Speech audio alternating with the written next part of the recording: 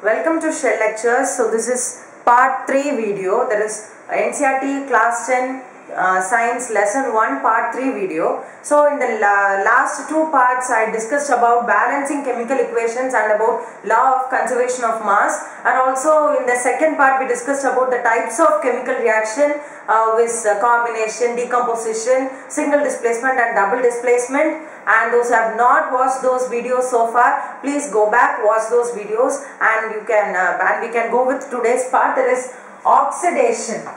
The remaining two reactions, that is oxidation first of all. So the word itself says oxidation, so something which involves oxygen. So oxidation is nothing but addition of oxygen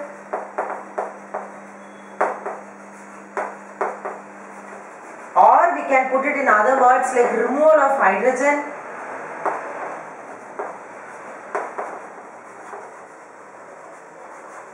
Okay, this is what oxidation is known as, addition of oxygen or removal of hydrogen. Whereas if we talk about reduction, reduction is addition of hydrogen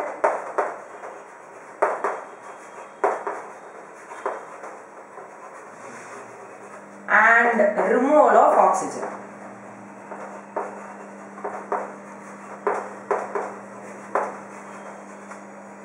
Okay, so this is the basic concept. Oxidation is addition of oxygen and removal of hydrogen, and reduction is addition of hydrogen and removal of oxygen. Okay, so if we take an example, zinc plus carbon monoxide gives zinc oxide plus carbon. So this is a single displacement reaction because this carbon has been displaced by zinc in the product part. Okay, so this is a simple reaction which I have written, and let us see whether this is oxidation reaction or reduction reaction. Okay, so here zinc is zinc, it's just zinc, but here it has turned into zinc oxide, that is oxygen has been added. So here oxidation has taken place. Am I right? Here oxidation has taken place. Zinc to zinc oxide, oxygen is added, so oxidation has taken place. Whereas here CO, carbon monoxide, this is carbon monoxide, and here it has become carbon. So oxygen is missing. So oxygen has been removed. So we have written here. So here reduction takes place. So such a reaction in which both oxidation and reduction takes place is known as a redox reaction. Reduction oxidation reaction, redox reaction, that is a name which is given to the reaction in which both reduction and oxidation occurs. Okay, so this is an example. Zn plus CO gives ZnO plus C.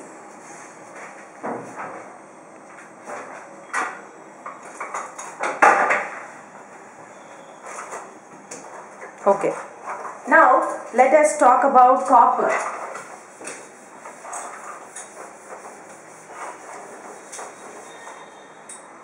Let us talk about copper. I am having copper powder in my hand in a China dish, and I am heating it with oxygen. I am having copper powder and I am heating it with oxygen, and I am getting CuO. What am I getting? CuO, and this is known as copper 2 oxide, which is black in color. Okay, so copper plus oxygen gives copper 2 oxide, which is black in color. So this, why is this formed? Only because copper is getting oxidized, that is oxygen is added to copper to receive this product, copper 2 oxide. Can you understand that? So if we add copper oxide, if we add hydrogen to copper oxide, once again we will be getting copper back with water. With water we will be getting it back. So this is reduction because copper oxide has turned into copper. So removal of oxygen, which means it is reduction. Here copper has changed into copper oxide. So addition of oxygen, which means oxidation. Okay, so this is how we can interchange. Copper plus oxygen gives copper oxide, and copper oxide plus hydrogen gives copper plus water. So this is what? So here also we can find out that this is reduction, whereas this is oxidation because oxygen has been added. So this is oxidation.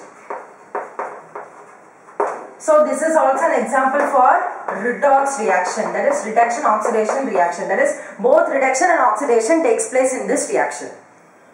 Okay, so that's it. That's all about the last two types of reaction, chemical reaction, and the last part of this lesson is about corrosion.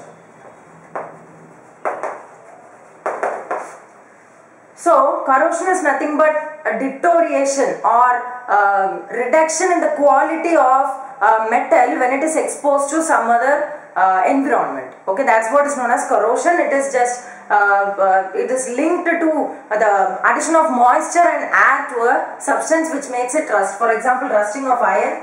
We can talk about rusting of iron,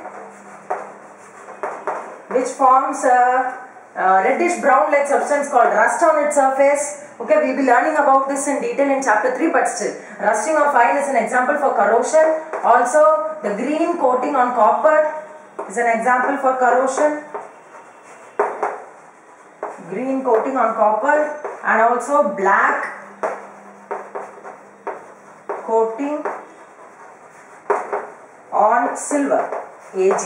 Okay, so these three are the examples of corrosion. That is, corrosion is nothing but deterioration of a metal's quality because of its exposure to external environment like moisture and air. This thing happens. So that is what is known as corrosion, and the three examples which are being given in the book are rusting of iron, green coating on copper, and black coating on silver.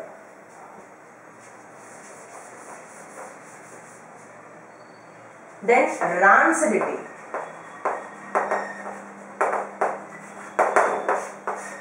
So what do you mean by this? When a fat or oil containing food or whatever, food or something is left out for a long time, okay, you are leaving it out for a long time. When a food material which contains fat or oil is left out for a long time, what happens? After a long time, it will give us a stringent, pungent smell, and it will be very smelly, am I right? And its taste also will be changing. So what happens actually? It becomes rancid. It becomes rancid. So why does this rancidity takes place? Because of the oxidation of the food.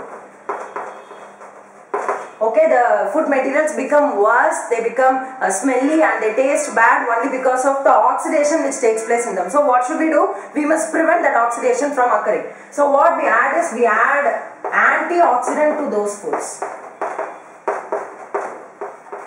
We add antioxidant substances that prevent oxidation, so that it does not get stale. Okay, so antioxidant, we are adding antioxidant, and also for preventing oxidation, we can also put these foods in airtight containers. Airtight containers.